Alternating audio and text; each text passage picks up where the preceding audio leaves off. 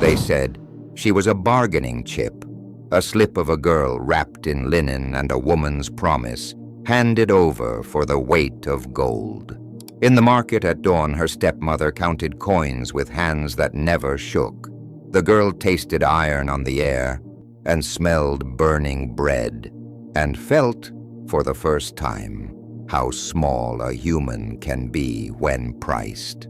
Years later, that same girl returned, not as the frightened thing they had sold, but with a captain's scar, a ledger of grudges, and an army that had learned to obey the curve of her jaw.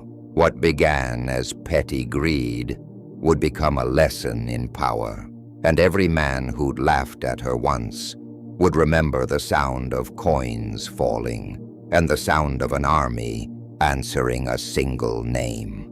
If you want the full, untold history of betrayal, blood, and the moral cost of revenge, subscribe now, and don't miss the story. The story began in the waning years of the 14th century, in a small frontier province of the old kingdom of Vastren, a land rich in salt, grain, and the kind of ambition that could make or ruin any family. In a crumbling manor overlooking the marshlands lived a merchant's widow, Lady Mirelda, and her stepdaughter, Elara. The girl's father had been a minor lord and salt trader, a man both envied and despised for his sudden fortune. When he died of fever, the balance of the household shifted like a tide retreating from shore. Elara was 15 then, quiet, sharp-eyed, and too much like her father for Mirelda's liking. The girl's resemblance to him was a daily torment. Her grace, her measured silence, her refusal to cry. Mirelda, burdened by debt and jealousy, soon saw Elara not as a child, but as a weight pulling her under.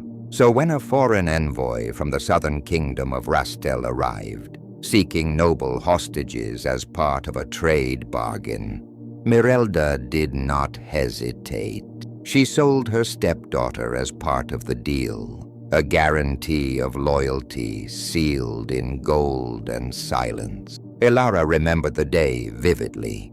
The envoy, a man named Seron, dressed in crimson silk and smelling of myrrh, counted the coins on the table, his ringed fingers glinting with greed. Her stepmother watched each coin fall, eyes fixed and unblinking. No tears, no hesitation, not even when Elara turned to her and whispered, "You'll regret this." The road south was long, and for months, Elara was passed between escorts and soldiers, treated not as a person, but a living contract. By the time she reached Rastel's capital, a city of marble walls and wide, sunlit plazas, she had learned the art of silence. She watched, listened, and remembered every face that treated her as less than human. The Rastel court was unlike anything she had known. It was colder, grander, built on ceremony and secrets. Elara was placed among the foreign wards, children of minor nobles used as pawns to secure treaties. They learned languages, court etiquette, and politics, the kind of power that doesn't shout but whispers. At first, Elara resisted, but over time, resistance gave way to adaptation.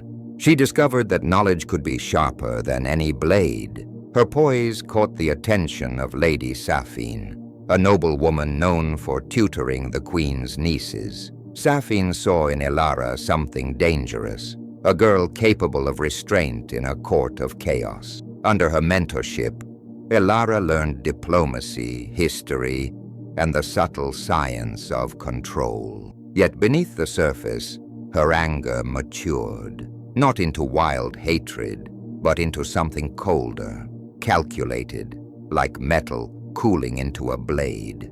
Years passed. The girl who had once been sold for gold grew into a woman others envied and feared. But fate, ever cruel, was not done weaving its pattern. When the Rastel king died without an heir, the court fractured. Power was no longer inherited, it was taken. Armies gathered under banners of opportunists, and in the chaos, Elara saw her chance.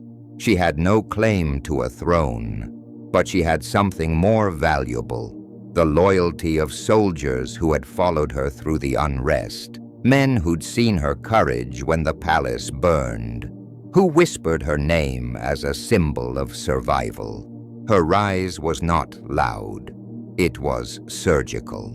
While others fought openly, she brokered alliances in shadow, trading information, promising gold, whispering to generals about a future built on stability and fear. By the time her enemies realized what she was building, it was already too late. One cold evening, as the new banners of Rastel fluttered over the palace, Elara stood in the great hall, staring at her reflection in the polished marble floor.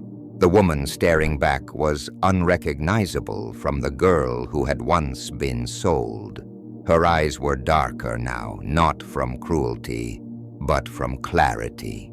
She summoned her advisors. "Send word to Vastren," she said. "Tell them their new trade envoy will arrive within the month, under my seal." The advisors exchanged glances, uncertain, but Elara's tone left no room for doubt. That night, as the court celebrated her ascension to power, she sat alone at her desk, unfolding an old letter she had kept hidden for years, the contract of her sale, bearing her stepmother's signature and the seal of the Vastren court. Her hands trembled slightly as she traced the ink. She did not weep.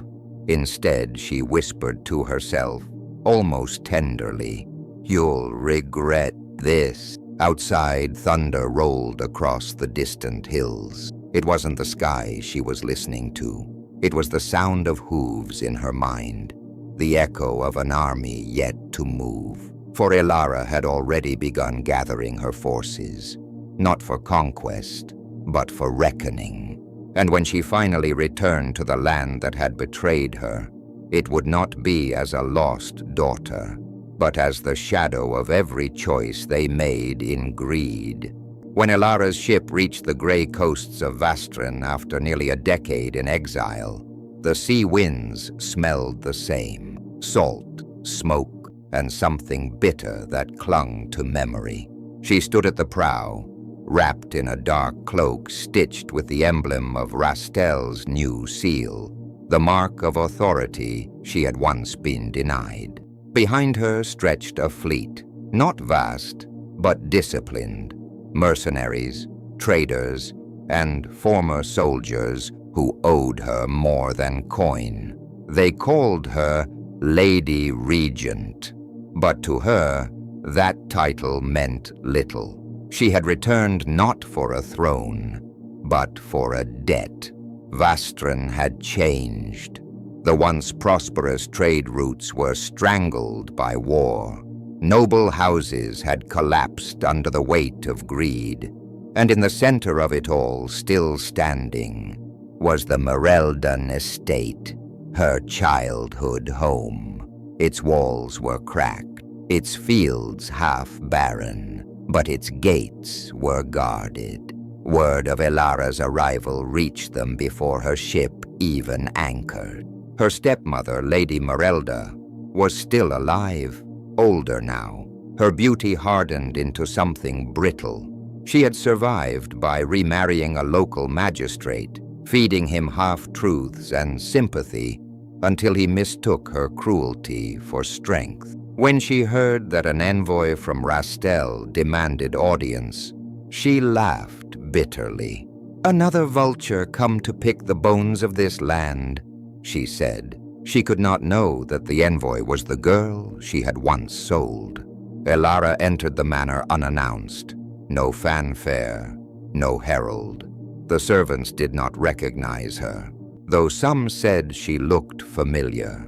Something in her gaze, the tilt of her head, Mirelda sat by the hearth, wrapped in furs, a goblet of wine in hand. When the envoy was shown in, Mirelda rose with polite irritation, but as her eyes settled on the woman before her, the one who stood silent, watching, something in her froze. Recognition flickered like a candle in wind. "Elara?" she whispered, voice breaking.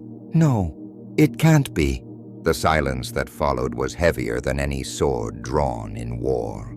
Elara didn't smile.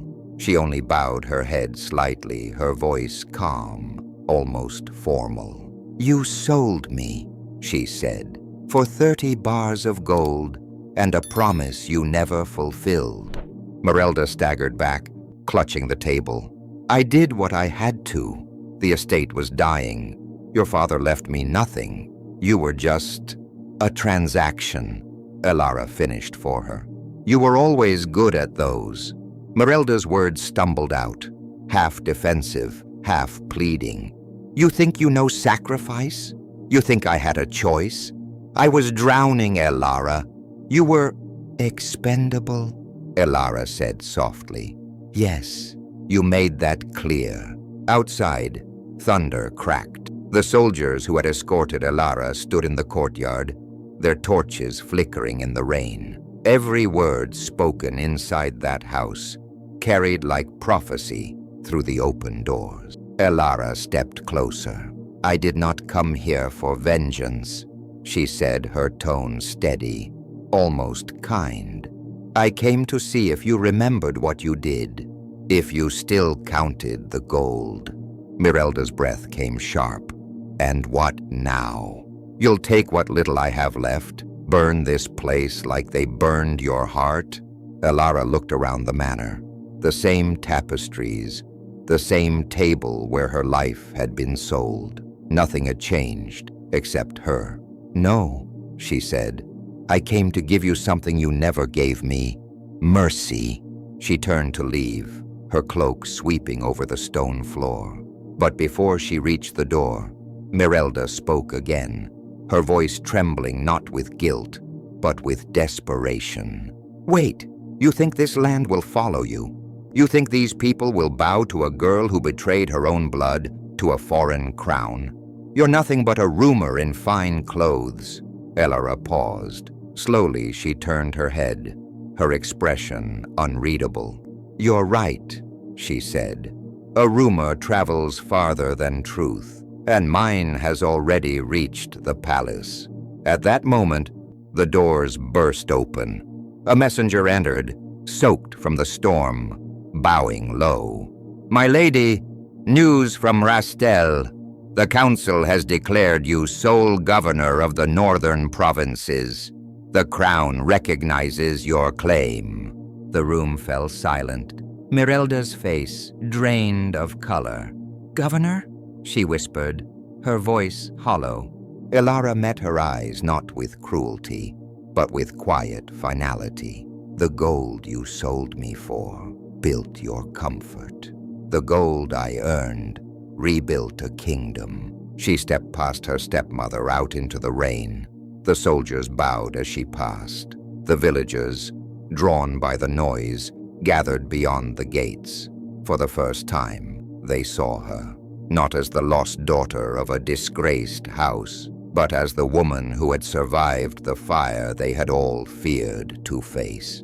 Behind her, the manor's candles flickered out one by one, leaving Mirelda standing in shadow, alone among her possessions. The echo of Elara's footsteps faded down the path, steady, unhurried, absolute.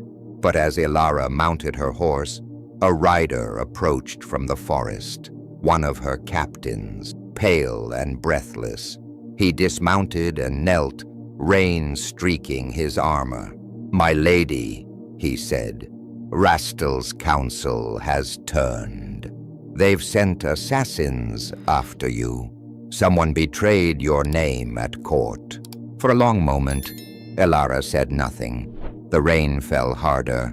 Then, quietly, she exhaled. "So it begins again," she murmured, looking toward the dark horizon where lightning split the sky. The captain frowned. "What are your orders?" Elara looked back toward the manor one last time, the place where her story had started, and perhaps where it would end. "Let them come," she said. "They taught me everything I needed to survive." As the army rode into the storm, her banner rose against the night, a mark not of conquest, but of defiance. And behind it, whispered through generations, would remain the lesson her life had carved into history, that betrayal can make a monster or a monarch, and sometimes both. Power gained through pain is never clean. It remembers its cost. Forgiveness may heal the soul, but justice shapes the world. If stories like this move you, stories of real people who turn their scars into strength, subscribe to our channel and discover more forgotten histories that deserve to be heard.